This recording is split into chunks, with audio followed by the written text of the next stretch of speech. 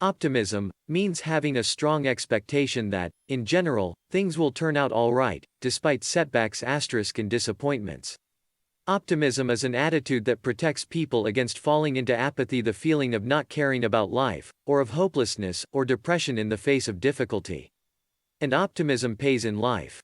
Martin Seligman, a psychologist at the University of Pennsylvania, defines optimism in terms of how people explain to themselves their successes and failures.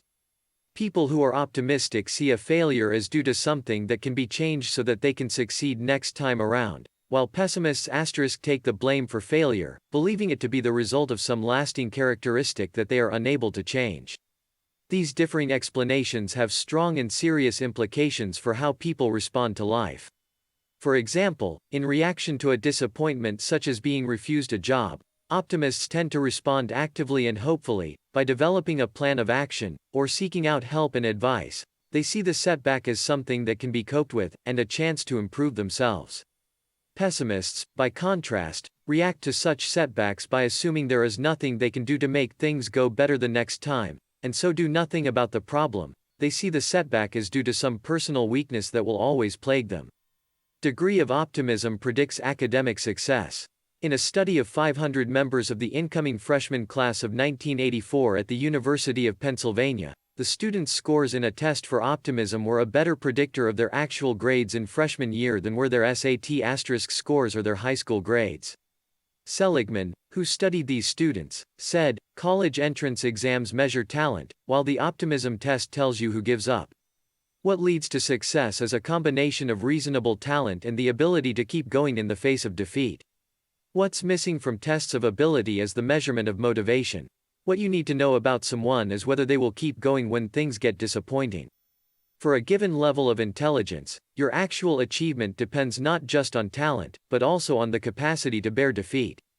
One of the most telling demonstrations of the power of optimism to motivate people is a study Seligman did of insurance salesmen with the MetLife company.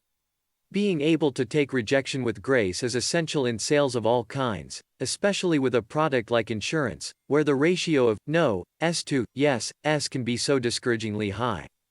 For this reason, about 3/4 of insurance salesmen quit within their first 3 years. Seligman found that new salesmen who were by nature optimistic sold 37% more insurance in their first 2 years on the job than did pessimists. And during the first year, the pessimists quit at twice the rate of the optimists.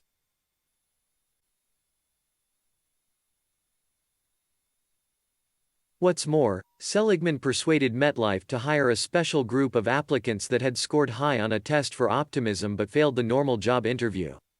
This special group sold 21% more than the pessimists in the first year, and 57% more in the second.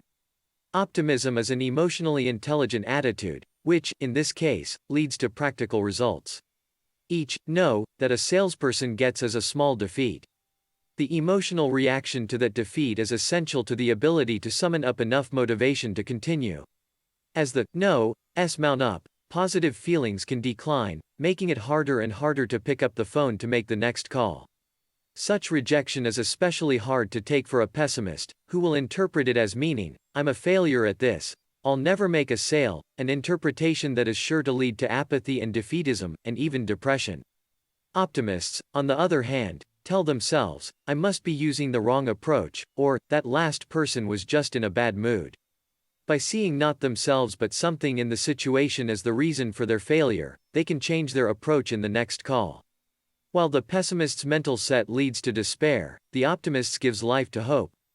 We may well be born with a positive or a negative outlook. People by nature tend one way or the other. But outlook can be altered by experience. Optimism and hope can be learned. Underlying both is an outlook psychologists call self-efficacy, the belief that one has mastery over the events of one's life and can meet challenges as they come up. Developing a capability of any kind strengthens the sense of self-efficacy, making a person more willing to take risks and to seek out more demanding challenges. A Stanford psychologist who has done much of the research on self-efficacy sums it up well: people's beliefs about their abilities have a deep effect on those abilities. People who have a sense of self-efficacy recover from failures. They approach things in terms of how to handle them rather than worrying about what can go wrong.